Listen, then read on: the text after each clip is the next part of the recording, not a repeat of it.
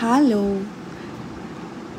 এটা হলো 27 তারিখের ব্লগ। 27 তারিখ যেহেতু শনিবার ছিল, তো বাড়িতে যেহেতু নিরামিষ রান্না হয়েছিল, মা আলু ঝিঙা পোস্ত, আলু পটল ভাজা আর ভাত করেছিল। হ্যাঁ, আলু পোস্ত খেতে আমার ভালো লাগে, আলু পটল ভাজাটা একটু কম ভালো লাগে, কিন্তু আলু ঝিঙা পোস্ত আমার ভালোই লাগে।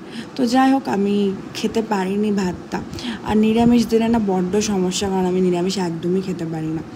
তো যাই হোক, তো বাড়িতে আমি মিস্টার অ্যান্ড মিসেস ইডলি থেকে অর্ডার করেছিলাম মশলা ধোসা। আমাদের এখানে মালদাতে সাউথ ইন্ডিয়ান এই দোকানটা মিস্টার অ্যান্ড মিসেস ইডলি।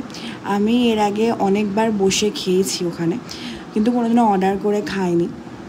যাই হোক, প্যাকেজিং দেখে তো আমি বুঝতেই পারিনি যে কোনটাতে ধোসা আছে। তারপরে মা যখন কাটলো তখন বুঝতে পারলাম যে এগুলোর মধ্যে ধোসা আছে।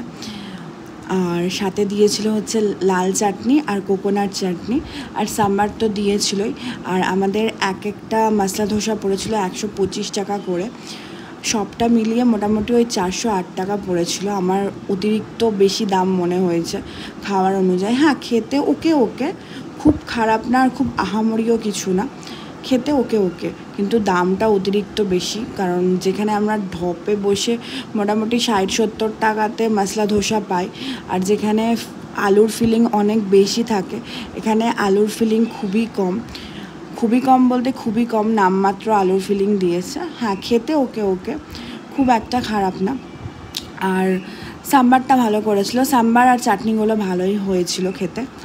যাই হোক, তো এখানে আমি খাবারটা খেতে থাকি।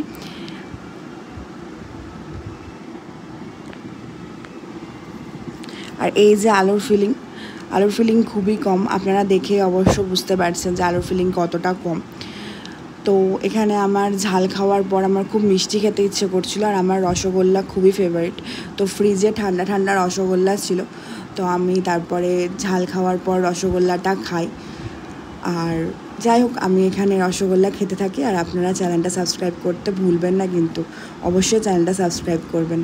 আজকের মতো এখানে ব্লগটা শেষ করলাম। ব্লগটা ভালো লাগলে অবশ্যই লাইক করবেন। টাটা।